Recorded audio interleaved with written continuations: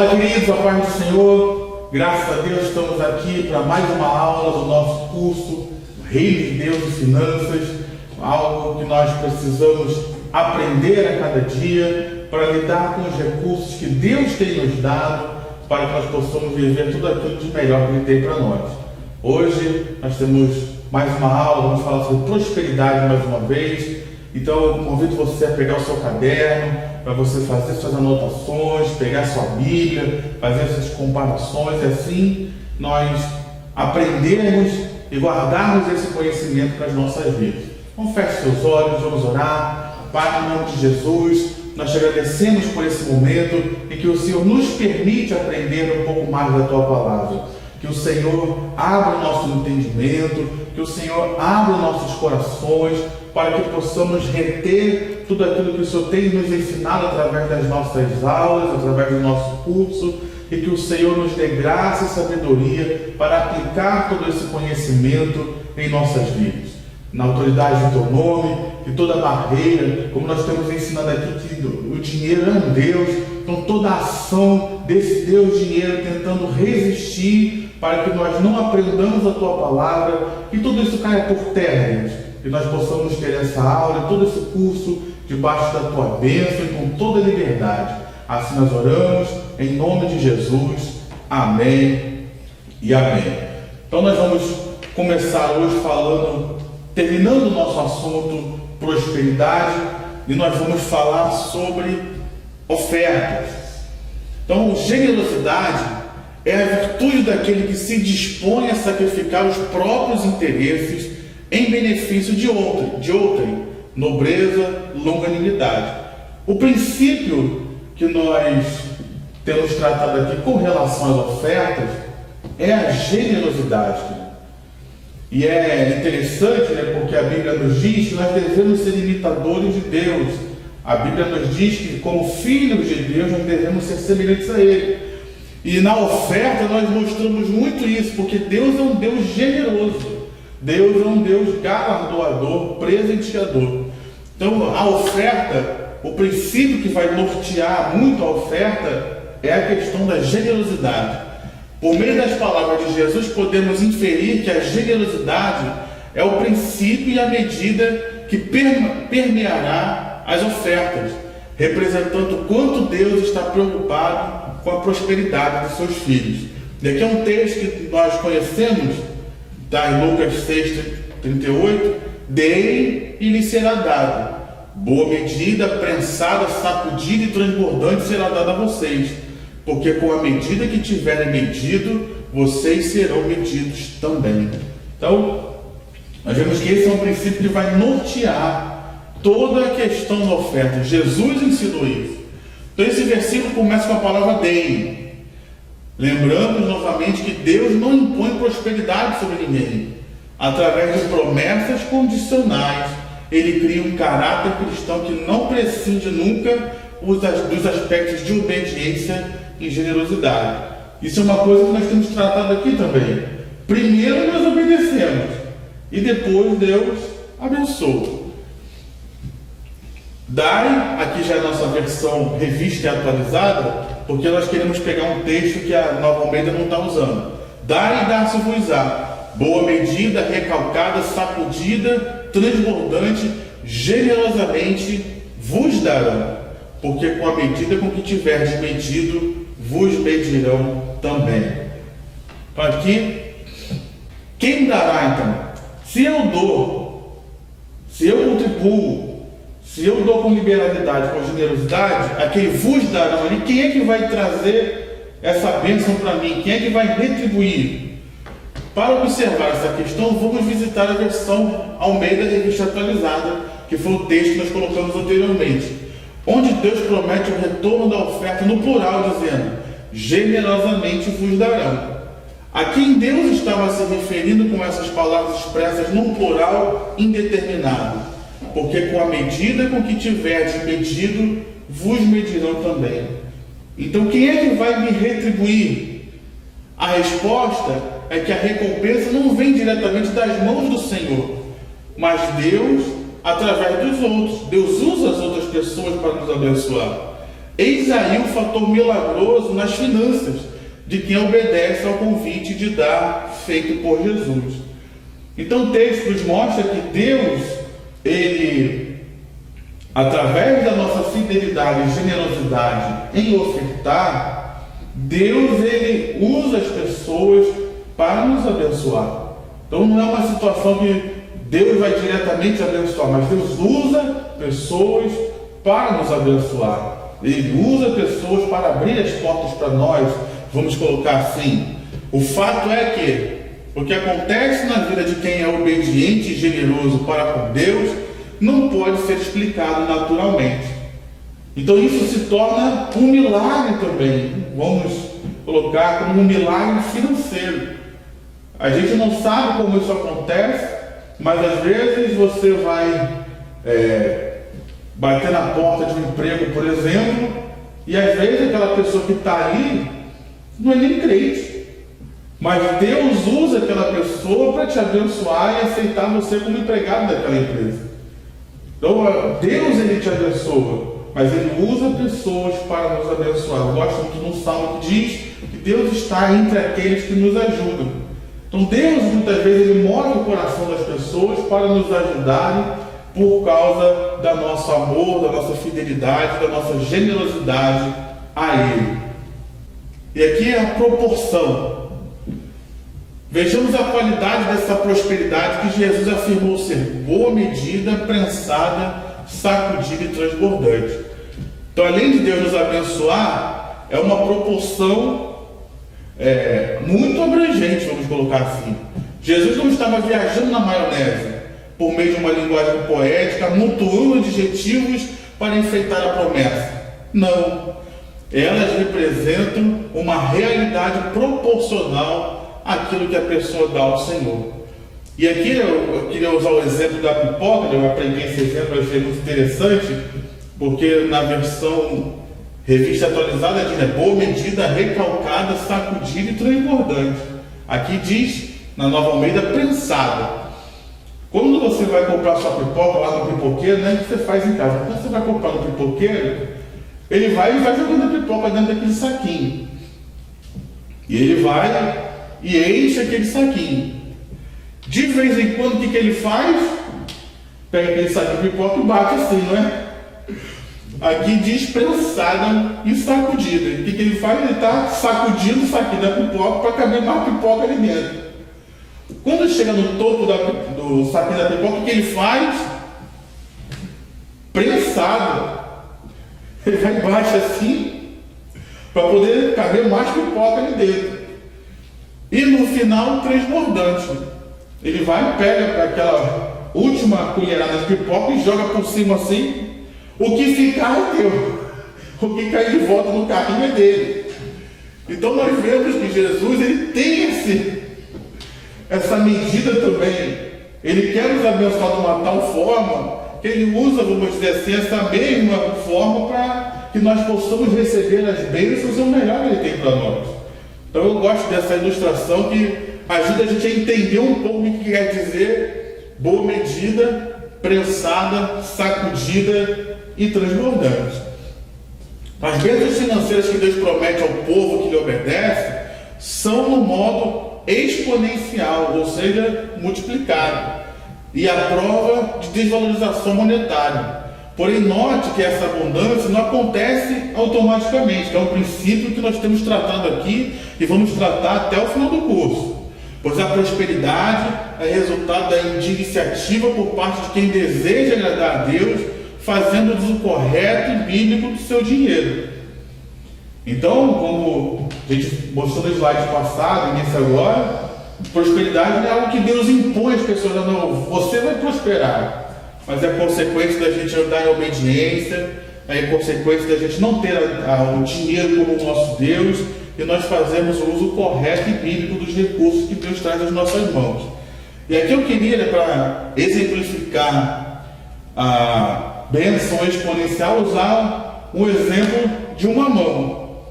Se eu pego uma criança, vamos botar aí de 2 anos, 3 anos, e peço que ela encha a mãozinha dela de arroz, quantos grãos de arroz vão vir na mão dela?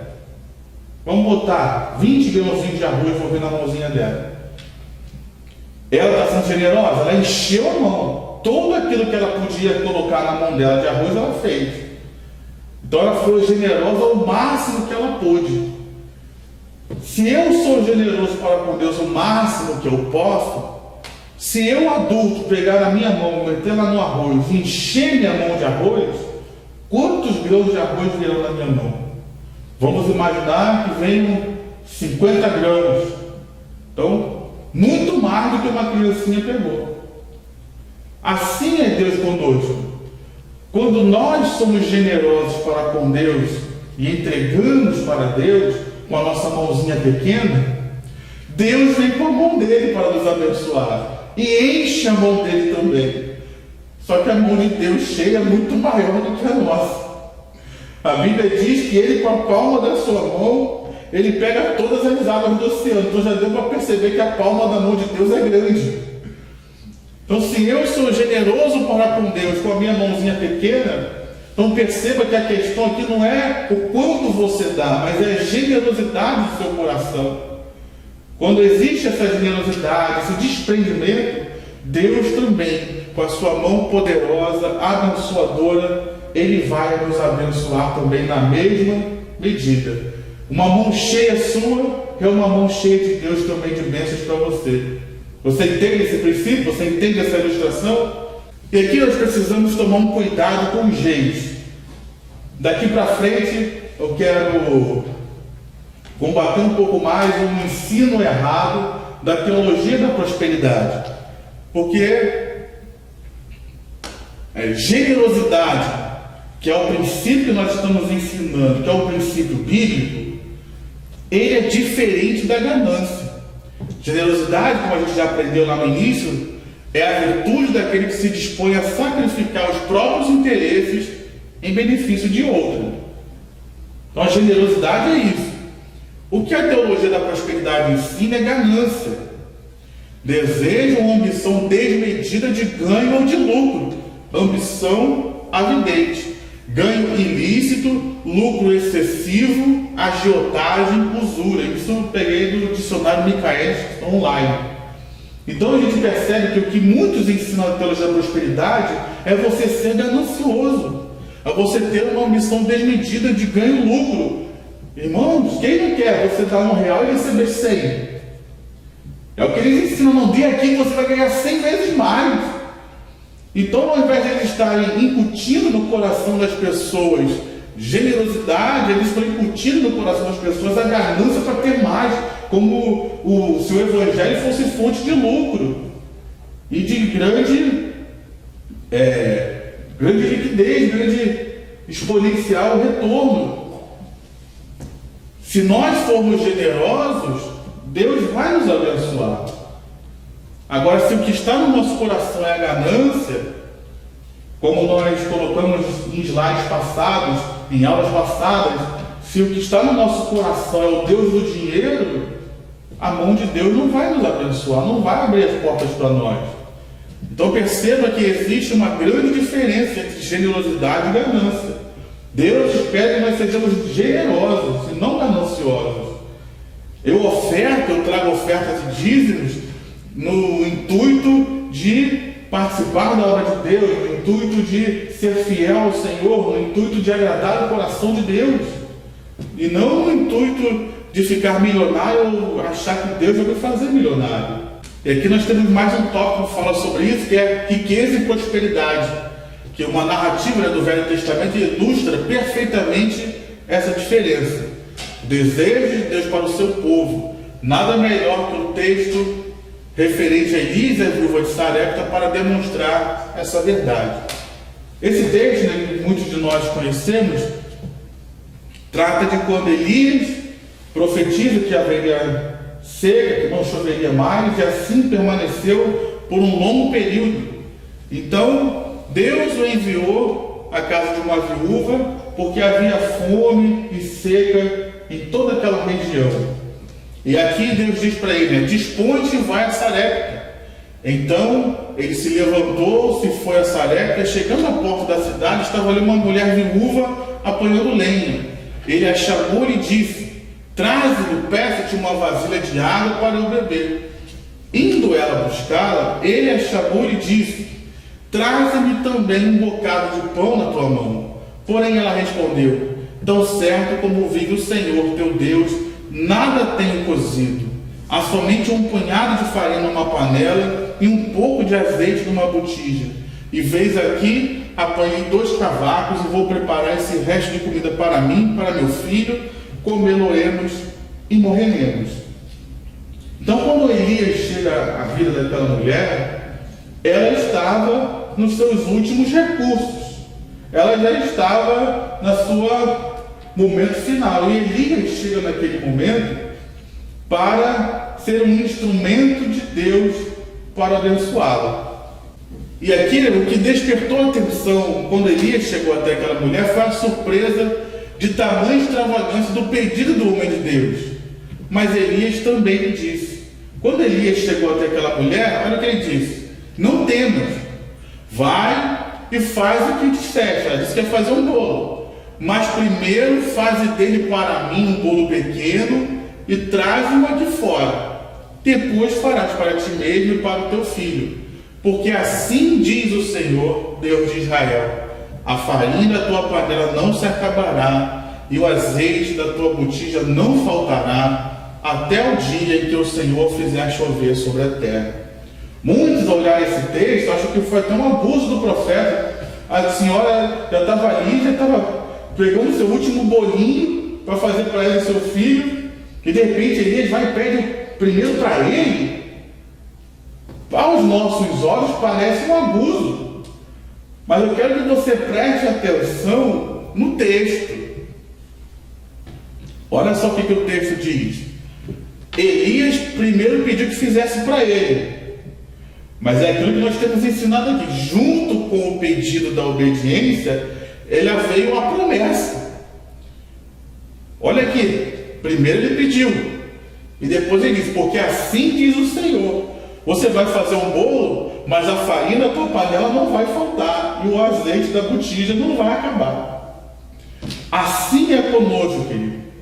Quando Deus nos pede dízimos e ofertas, nós trazemos, mas nós já temos a promessa da provisão. E é isso que muitas pessoas não entendem e ficam às vezes até falando mal dos evangélicos, falando mal da igreja, por pedir dízimos e ofertas. Mas nós damos já com a convicção de que existe uma promessa de bênção sobre nós. Um texto muito conhecido que nós já tratamos aqui, o professor Wellington tratou, de Malaquias 3, diz: tragam todos os dízimos e façam prova de mim. Então já existe a promessa de bênção, já existe a palavra profética de que Deus vai prover, de que Deus vai suprir.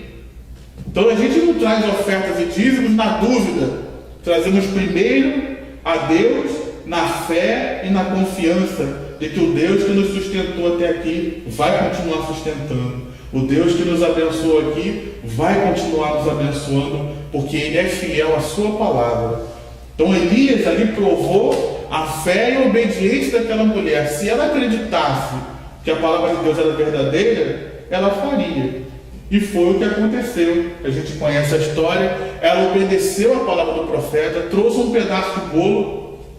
E preste atenção, ele não pediu nem muito, falou: ó, dessa farinha que tem, você separa um pouquinho, faz primeiro um bolo para mim, e o que restante da farinha você faz para você e seu filho. Então aquela pequena parte que Elias pediu fez com que ela e o filho dela se alimentassem durante anos, inclusive o profeta também. Assim é Deus, querido. Quando a gente faz um pouquinho para Ele, nós já temos a promessa e a palavra profética garantida de que nós seremos abençoados.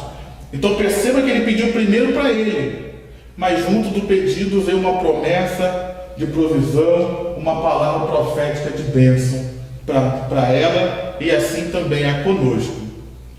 Onde está então a recompensa?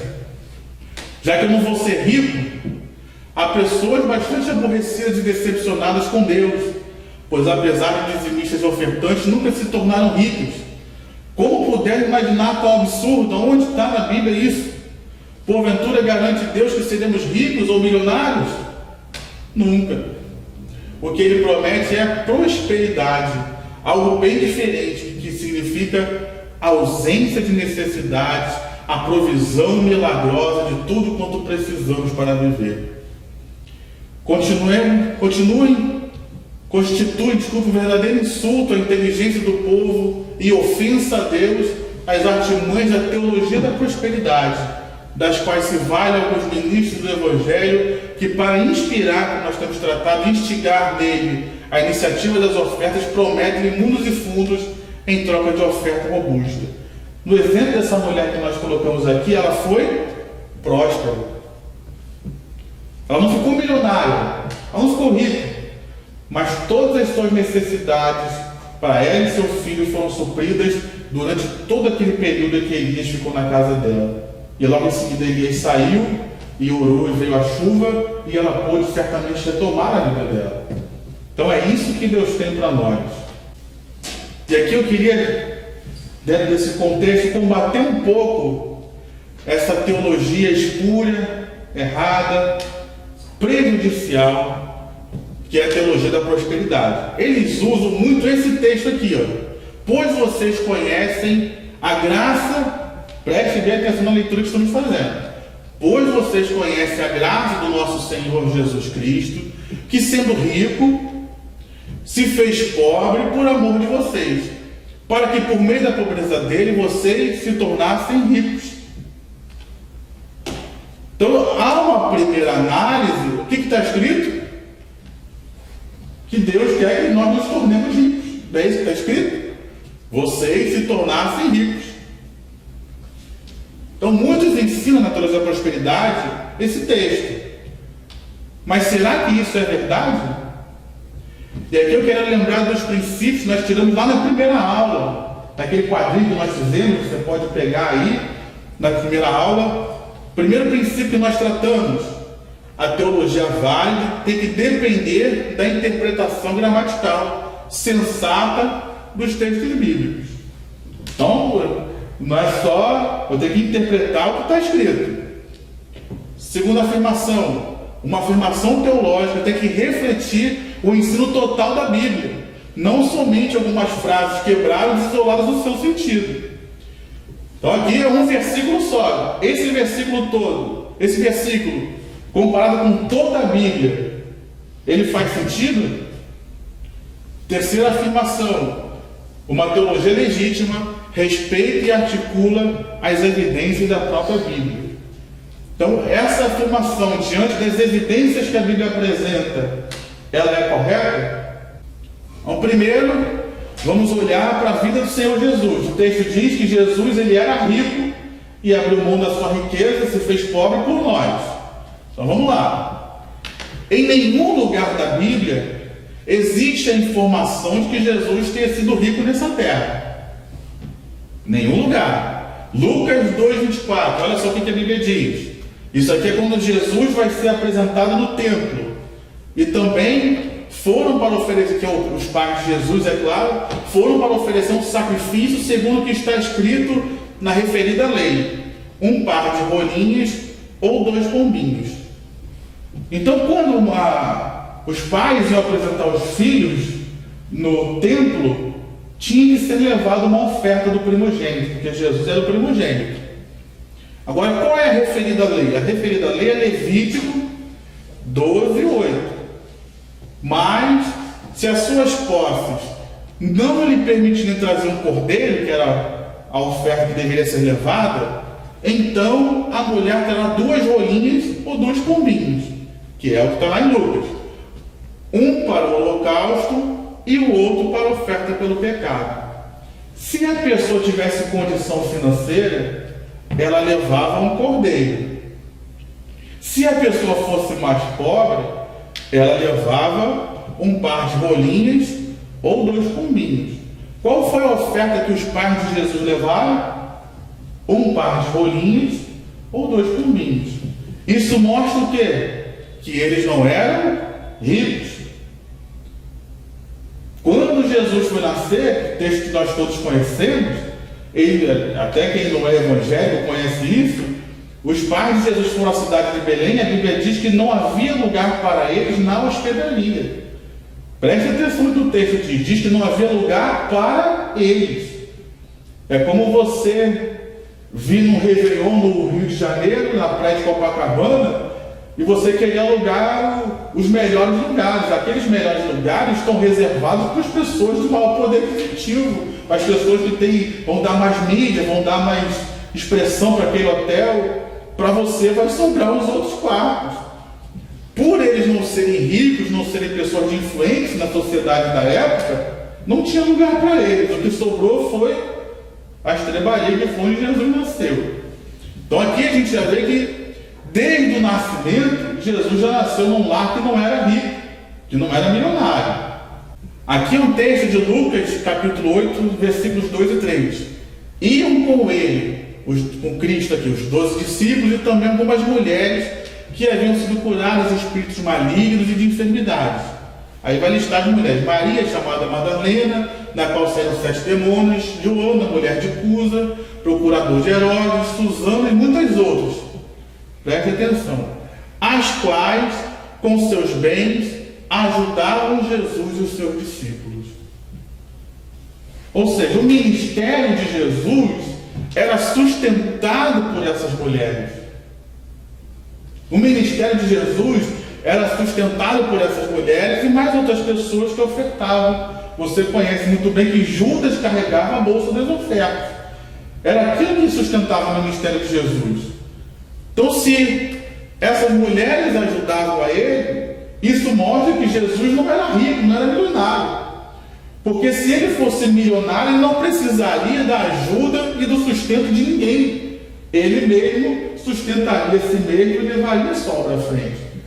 Então nós estamos vendo pela Bíblia que Jesus não era rico. Então, se a Bíblia não afirma que o Senhor Jesus tenha sido rico nessa terra, então de que riqueza ele abriu mão e se fez pobre para que nós fôssemos ricos?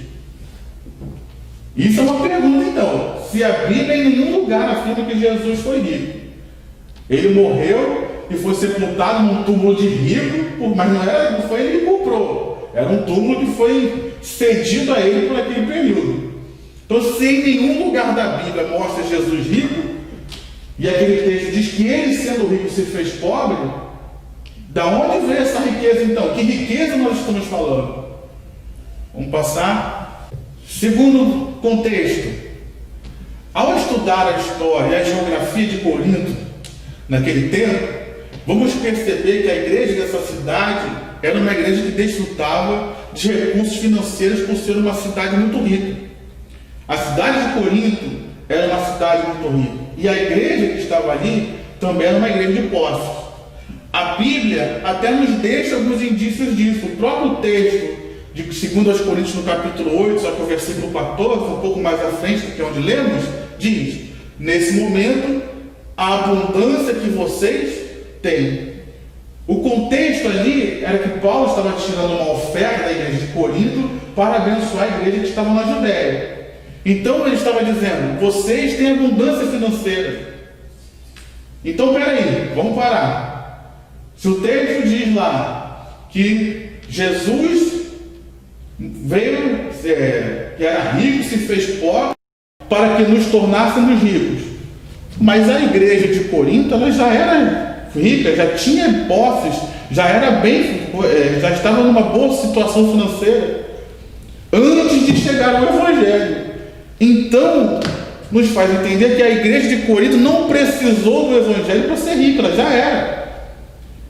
De que riqueza, se quando o Evangelho chegou até esses irmãos, eles já possuíam recursos financeiros, por que Paulo diria que o Senhor Jesus veio para que eles enriquecessem? Mas eles já tinham riqueza, então para que aceitar o Evangelho se eles já eram ricos? Vamos prosseguir. Estou só deixando as perguntas por enquanto, mas vamos respondê-las. E aqui vamos olhar o contexto do capítulo 8. Vemos que nesse mesmo capítulo 8, de 2 Coríntios, Paulo fala de duas outras igrejas que passavam por dificuldades financeiras. A primeira, no versículo 2 do capítulo 8, a igreja da Macedônia, porque por meio de muita prova de tribulação, manifestaram abundância de alegria, e a profunda pobreza deles, aqui é a pobreza financeira, profunda pobreza deles transbordou em grande riqueza de generosidade. Então a igreja da Macedônia, embora pobre, ela manifestou aquele conceito que nós ensinamos aqui de generosidade. Segundo o contexto, versículo 14, a igreja da Judéia. Nesse momento, a abundância que vocês têm, que foi o texto que a gente entendeu anteriormente, supre a necessidade deles, a igreja da Judéia, para que a abundância deles venha a suprir a necessidade que vocês vierem a ter. Então Paulo está nos dando aqui dois exemplos no mesmo capítulo, de duas igrejas, uma que não tinha muito, e essa localidade da Macedônia, ela é muito peculiar. Isso é uma coisa que a gente já aprendeu num curso que nós fizemos aqui sobre o Apocalipse. Aqui era numa região em que existiam muitos sindicatos. Então, para você fazer parte do sindicato, você tinha que adorar a deusa Diana. Era nessa localidade aqui. Então, aquelas pessoas que se convertiam ao Evangelho perdiam seus empregos, perdiam as suas funções, porque não queriam adorar aquela deusa. Por isso se tornaram pobres e estavam em grande tribulação. A igreja da Judéia aqui, ela estava passando por um período em que a Bíblia nos diz que havia fome na Judéia. Então você perceba que duas igrejas estavam passando por momentos de necessidade. Aí vem a pergunta: será que o Senhor Jesus faz acepção de pessoas e prometeu aos coríntios riquezas materiais e às demais igrejas não? Por que só para Corinto é para ficar rico e milionário e as outras igrejas estão passando por aperto? Perceba, isso aqui está no mesmo capítulo que eles ensinam que você vai ser rico e milionário, está no mesmo capítulo que as igrejas estavam passando por isso. Então qual é a riqueza que está tratando ali? Riqueza de Cristo. Eu amo esse trecho da Bíblia, Filipenses capítulo 2, versículos 5 a 11. Tenham entre vocês o mesmo modo de pensar de Cristo Jesus, que mesmo existindo na forma de Deus, qual era a riqueza de Cristo? Cristo era Deus, Cristo estava no céu, Cristo estava habitando na eternidade, Cristo era sem pecado, santo, Cristo, a morte não poderia pegá-lo. Não considerou ser igual a Deus algo que deveria ser retido a qualquer custo. Pelo contrário, ele se esvaziou, assumindo a forma de servo, tornando-se semelhantes aos seres humanos, e reconhecido na figura humana, se humilhou, tornando-se obediente até a morte e morte de cruz. Aqui está a pobreza de Cristo. Ele era eterno, ele era Deus poderoso, ele era Deus santo, se encarnou, e ao se encarnar, ele morreu a morte de cruz, se tornando, pegando sobre si todos os nossos pecados. Então aquele que era santo e habitava na eternidade, ele se tornou o maior pecador de todos, porque levou os pecados de toda a humanidade sobre si e morreu. Então essa é a pobreza de Cristo. E ele fez isso para quê? Por isso também Deus o exaltou sobremaneira e lhe deu um nome que está acima de todo nome, para que ao nome de Jesus se dobre todo o joelho nos céus, na terra e debaixo da terra, e toda língua confesse que Jesus Cristo é o Senhor, para a glória de Deus Pai. Então aqui, depois da ressurreição, ele retomou essa riqueza. Teve um pregador famoso que ele dizia: o Filho de Deus se tornou homem e pecador para transformar os homens pecadores em filhos de Deus. Então Jesus, a riqueza que ele tinha era essa, estava no céu, soberano, santo, puro, veio a essa terra, se tornou ser humano como nós, viveu como nós, mas continuou sendo santo. Ao ir à cruz, Ele tomou todos os pecados sobre nós. Ele tomou todas as maldições sobre si. Tomou todas as maldições sobre si. E morreu uma morte humilhante e pobre por nosso lugar, para que nós pudéssemos receber aquilo que Ele tinha para as nossas vidas. E a nossa riqueza, então? Jesus, a riqueza dele, então, fala de antes dele vir a essa terra, quando ele estava ainda no céu. A nossa riqueza, então, por esse sacrifício dele, por ele ter se feito pobre. Aqui eu peguei 3 versículos, tá, irmãos? Mas senão eu teria que botar a Bíblia toda aqui porque tudo que Jesus conquistou por nós é a nossa riqueza. Então, versículo João 3,16, o texto áureo da Bíblia, eu fiz questão de botá-lo, porque Deus amou o mundo de tal maneira que deu o seu Filho unigênito, para que todo que nele crê não pereça, mas tenha vida eterna. Qual é a nossa riqueza? Vida eterna. Algo que só Jesus poderia conquistar por nós. 1 Coríntios capítulo 6, 19 e 20. Será que vocês não sabem que o corpo de vocês é santuário do Espírito Santo, que está em vocês, que vocês receberam de Deus, e que vocês não pertencem a vocês mesmos, porque vocês foram comprados por preço? Somos santuários do Espírito Santo.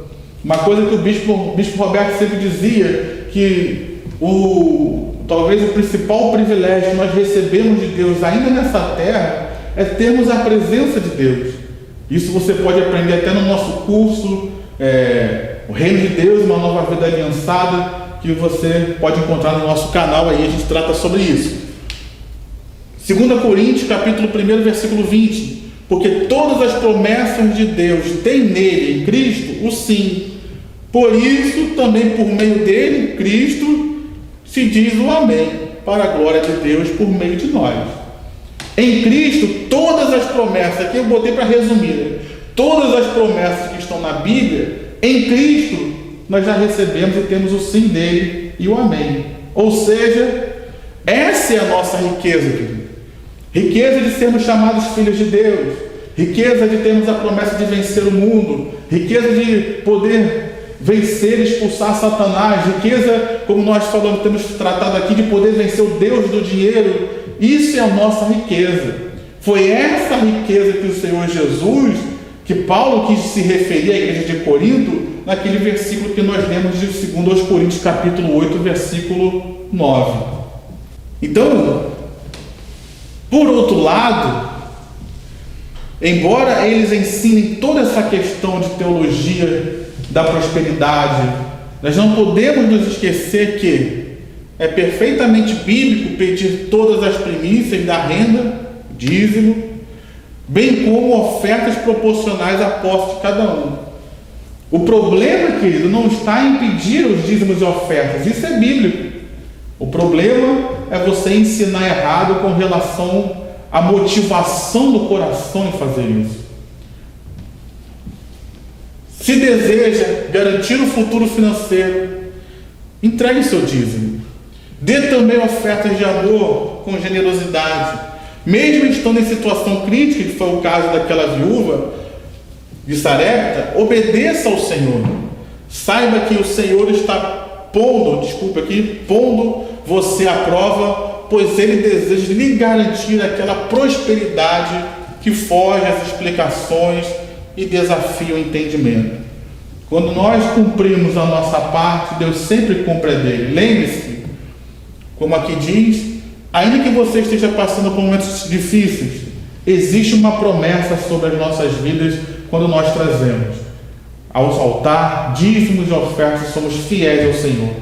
Então, a questão é a nossa fé. Se nós cremos que Deus vai cumprir sua palavra, e Ele sempre cumpre. Estamos chegando ao final. Eu achei interessante, só para a gente concluir, que esse exemplo que nós usamos de 2 Coríntios, no capítulo 8, ele demonstra aquele princípio que nós ensinamos nessa aula de Lucas, capítulo 6, 38, em que, se nós dermos, boa medida, recalcada e sacudida vos darão. Foi o que aconteceu com a igreja na Judéia. Deus moveu o coração da igreja de Corinto e das igrejas na Macedônia para abençoar a igreja da Judéia. Então você vê que Deus cumpriu exatamente aquilo que ele falou. Deus usou pessoas para abençoar financeiramente a igreja na Judéia que estava passando por um momento de aflição. Então nós vemos que a Bíblia, ela se cumpre. Deus, ele cumpre a sua palavra. E nessa hora, então, eu quero encorajar você a ser fiel dizimista.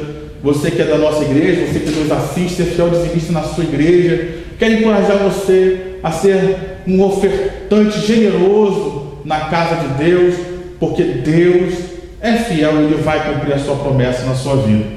Vamos ficando por aqui, continue no nosso canal, você pode nos assistir, deixe seu like, deixe seu comentário e que Deus abençoe sua vida, Deus abençoe sua casa e Deus te abençoe rica e abundantemente.